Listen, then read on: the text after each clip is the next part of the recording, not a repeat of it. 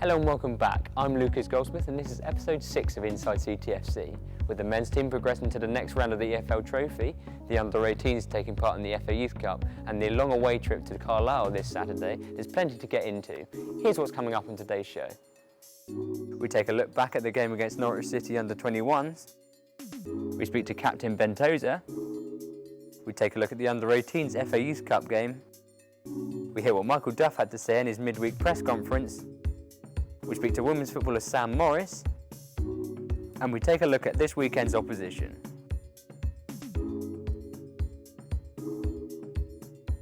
A tidy George Lloyd finish was enough to give Cheltenham the 3 points in their final EFL Trophy group stage match. They finished top of the group and now progress to the next round. Here's John Townley with the action.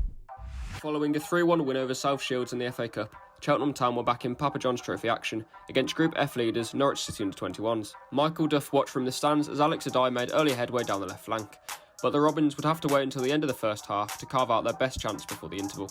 Ruben Reeds headed towards George Lloyd, inches away. Cheltenham continued to probe even if some floodlight issues disrupted the first 45 minutes. An even half was brought to an end for the two sides who had already booked their place in round 2. Scott Flinders, however, was in no mood to let a home draw in the next round slip away. Duff made 8 alterations for the visit of Norwich's under-21s and Grant Horton played a crucial part in keeping another clean sheet on his second appearance this season. Putting his body on the line, his contributions wouldn't go to waste as Lloyd made use of Reed's craft at the other end. Finishing with aplomb, the young Robins forward netted his second goal of the season. An important breakthrough for Cheltenham, keen to make use of some extra prize money as Flinders, on his second appearance after returning from injury, once again proved a safe pair of hands. Duff handed Callum Ebanks his debut 10 minutes from time, and with a mix of some handy experience, Cheltenham ran out winners, even if Norwich goalkeeper John McCracken went for glory from a late corner. Cheltenham boss Duff was impressed with George Lloyd's performance and the impact he's made this season. Yeah, it was disappointing to lose in the way we did. Obviously something you can do about it. Protocols are protocols. It's for the protection of the players as much as now, but in their later life as well. So it is what it is. We stuck to the protocol. He's come back. He looks fresh. He looks hungry. Because he was in a rich vein of form, maybe not in goal scoring terms, but definitely performances. When he came out of the team and he came straight back in the team and looked like he was. Captain Ben Tozer has been at the club since 2018 and has since become one of the first names on the team sheet for Michael Duff. The long throw specialist has been speaking to Daniel Kahn. So thank you for joining me today, Ben. From your perspective, how do you think the season's gone so far for the team and yourself personally? I'd say we're doing okay. The frustrating thing is team-wise is the way in which we've lost the games. I think we've kind of beat ourselves at times. We've gone ahead in 9 out of the 11 games and not managed to see out 4 of them. So or 3 of them, sorry, because one of them we haven't gone ahead in. But yeah, I'd just say okay. Personally, probably similar, really. Yeah. All right. Do you think the Forest Green victory's been a turning point for morale and confidence? I suppose it's hard because we followed it up with a loss, didn't we? Yeah. Which, it was obviously every win's massive, but it was great to win that game, and the morale in the change room after the game was especially a bit higher. So it's difficult to say really. Obviously, the away form recently hasn't been like the greatest, really. Looking at the Oldham and Port Vale results, obviously next in the league is the tough challenge at Carlisle, who have been doing really well so far this season. What sort of challenge are you expecting from the Cumbrians on Saturday? We've done a bit of homework on them. The gaffer's showed us, clips of them already, and will show us more tomorrow. He's told us kind of the way they play, and we're not expecting it to be easy by any stretch of the imagination. I think they've won all their home games so far this season. It's always a tough place to go, probably because no excuses, but it's a long journey.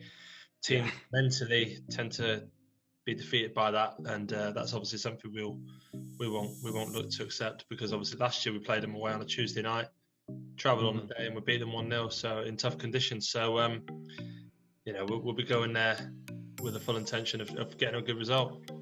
Yeah, and obviously in that game, you assisted Ruben Reed's winning goal. So what aspects of that performance from last season are you hoping to replicate? it was tough. It was tough conditions. We just done the basics really well, and I think that's something you have to do week in, week out, regardless. But I'd say seeing out the game, the way we defended, the way we stuck to the way we defend. Even I remember there's clips of the 94th minute and the way we get up the pitch when we clear a ball. We do it together, and we're not just sitting in, banking in, and it's things like that really that are important. Yeah, and obviously you'll be coming into this match on the back of back-to-back cup wins. How important are those wins, in your opinion, like for building momentum? Regardless of the cup or league, I think any win is important. It's creating good winning habits, and it's great to be going in off the back of 2 games that people on the outside would probably say we should have won. They were 2 tough games, whether you like it or not. It's tough to win a game of football, and we've just won 2, so we're looking to build on that. Do you think the fact that Carlisle have no home fans this weekend, obviously no one can have any home fans, do you think it makes it more of like a level playing field? I think it is week in, week out. You're probably seeing a lot more teams win away from home than you would have in the past, but yeah, it can be quite a hostile place to go to, Carlisle. So they do tend to make a bit of noise, which is, it's nice to play in front of. But yeah, I think it's a level playing field all season, really, regardless. And I think you'll see pretty results left, right, and centre. Going off topic a bit, obviously in the most recent game against Norwich and in the Papa John's Trophy, which it's now called, we saw quite a few younger and academy players have a chance to play the game. As a more senior and experienced pro in the squad, how important do you think those type of games are for the younger players to flourish? Oh, it's brilliant. I think when I look back to when I came through at Swindon, and I was playing in the Carling Cup, and I think it was this cup actually. It gave me a great chance to get first team games under my belt and be in the first team change room on a match day and experience that vibe in a proper professional game. And I think it definitely helps you in the long run. Just opening your eyes to it and seeing sometimes even the terminology used in the changing room can be very different to when you're in the youth team. There's much more on the line. It's much more important than playing youth team football. So yeah, it's good for them to get a taste of that. And to be fair, they've done really, really well Tuesday night. Yeah. And to finish off with on a nice funny note, obviously at the end of last season you had that noticeable Mohican hairstyle. Fast forward to now, you're obviously bald. Yeah. How is the bald life? Yeah, it's all right. I think it's just nice to raise awareness for people who are balding. It's you know what, I don't have enough time at home for my missus to sit down and cut my hair for an hour. With 2 kids at home, it's impossible. So I think it's just easy and less stress just have it off. It's either that or a lot of greys coming through, which the lads like to point out. Oh, thanks so much for that, Ben. Good luck for the weekend. Cheers. The under-18s travelled south to play Exeter City on Wednesday evening in the FA Youth Cup after beating Tuffley Rovers 4-0 in the last round. Here's Owen Mayers with a recap of the night's events. It was a wet and windy one for the young Robins at St James's Park as they took on Exeter in the FA Youth Cup. With the conditions almost certainly playing a part, there were chances to surprise early doors. Something that Callum Ebanks took full advantage of. With the ball bouncing around, he was quickest to react, running in behind and chipping the keeper. Just 24 hours after making his first team debut against Norwich City's under-21s, he gave Cheltenham the early advantage here. Speaking after the Norwich game, Michael Duff said it is likely that the youngster could go out on loan, and it is one for the future, having signed a 3-year deal with the club, so hopefully we'll be seeing more of Ebanks soon. Exeter were fired back thanks to Sonny Cox 15 minutes into the tie, a powerful header finding the back of the net. And it was much of the same in the second half, with Cox and Ebanks both doubling their tallies for the evening. First up was the Exeter man with a fine strike from 18 yards out, before Ebanks' late equaliser took the tie to extra time. In those gruelling extra 30 minutes, it would be the hosts that came out on top.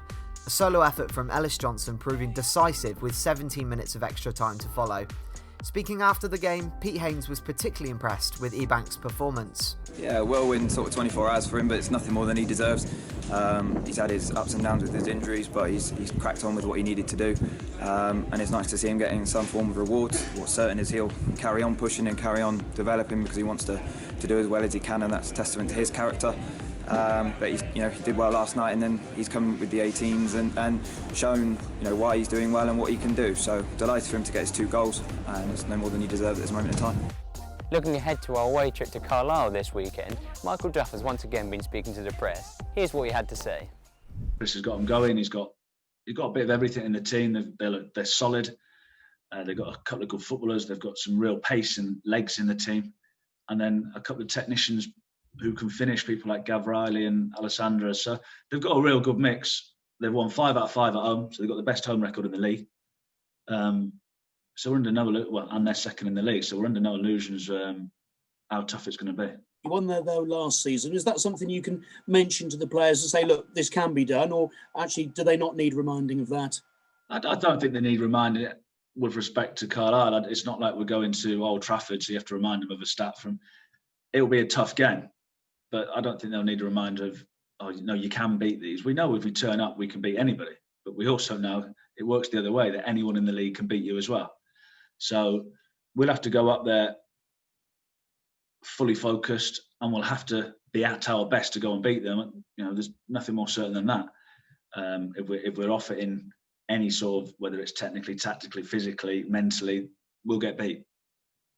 It's not an accident they've scored. They've won 5 out of 5 at home. So it is a long way, but they're just the facts. That's not an excuse. We need to go there. I think we've been there twice and lost a game narrowly and won a game narrowly since I've been here. So it's a difficult place to go. And looking at the Newport game and also the Hayes and Yedding Cup game, late goals in both matches. What does that say about them as well? I think it shows you something about their spirit. You look at Newport at the minute, who are top of the league, similar sort of, where they keep scoring late goals either to win it. Even against Carlisle last week, they were 3-0 down and managed to get it back to 3-2. So, teams that do well, they do seem to, it's not an accident that they keep scoring late in games, something that we've not done enough of. So I think it shows the spirit they've got, the togetherness they've got. Not just that, they've got some good players as well. So we know how hard it's going to be on Saturday. The Robins travel to face Cumbrian side Carlisle United this Saturday, who currently sit 1 place ahead of Cheltenham in 5th. Here's Alex Bullions to give us a lowdown of our opposition. The Robins make the gruelling journey to Carlisle on Saturday in a crunch clash between the 2 promotion hopefuls. The most northerly side in League 2 have enjoyed home comforts thus far, winning all of their 5 fixtures in Cumbria, including recent triumphs over Morecambe and league leaders Newport. 6 goals from John Mellish puts the midfielder joint second in the race for the League 2 Golden Boot, with Lewis Alessandra and Amari Patrick both thriving under manager Chris Beach, who is leading his side to an early push for the playoffs. This doesn't bode well for Cheltenham, who need to get back to winning ways after 2 consecutive away league defeats, though impressive wins over South Shields and Norwich City under-21s in the last 7 days will boost the Robins' confidence. A familiar face in Gavin Riley will be on display for the Cumbrians. Although he didn't play in Cheltenham's win at Brunton Park last season, he did contribute to the side that narrowly missed out on promotion. Kick-off on Saturday is at 3 p.m. With the start to the country's 2nd national lockdown last week, women's football from tiers 3 to 7 were suspended, meaning the Cheltenham ladies side will be without a game for the time being. We decided to use this time to get to know a few more members of the squad. Prior to the postponement of women's football, we caught up with centre-back Sam Morris on her journey on saving lives as a paramedic, alongside a footballer for the Robinesses. Tom Davis's side had no idea that this was going to be one of the last training sessions for a while before the news of the 2nd lockdown was announced by the government. Having previously heard from a fellow defenders such as Sammy Horsworth and May Butler, here is Sam Morris uncovered. How did you get into football and who was your role model growing up? My dad got me into football, my dad and my granddad, and role model, probably David Beckham. What's your job outside football? I'm a paramedic. If you had to cook a meal for the team, what would it be and why? I'm a terrible cook and I'd probably mess everything up, so definitely a takeaway. Domino's, we've got to go for a Domino's. Who do you support? What's your favourite memory from that team? Manchester United. My favourite memory is when they're not halfway down the table. What was your favourite subject in school? PE, obviously. What's your Nando's combo? Butterfly chicken, medium, chips, curry salt, side of jalapeno. And lastly for me, who's your favourite music artist or band, and what's your favourite song? I love such a variation of music, but probably Drake and probably Headlines. Okay. But throw a little bit of Luther Vandross in there as well, can't go wrong. And what's your favourite holiday destination? Caribbean. Imagine being a paramedic alongside a footballer, while our centre-back Sam Morris does just that, just like many of our other Robinesses. Stay tuned to find out where the stories are. Bruna Rees reporting from Tewkesbury School's Sports Hall. And that brings another week's show to a close. Thanks again for watching. We really do appreciate your continued support. But as with other weeks, you can listen or watch this weekend's game against Carlisle just by purchasing a £10 match pass on iFollow. But for now, we'll see you next week.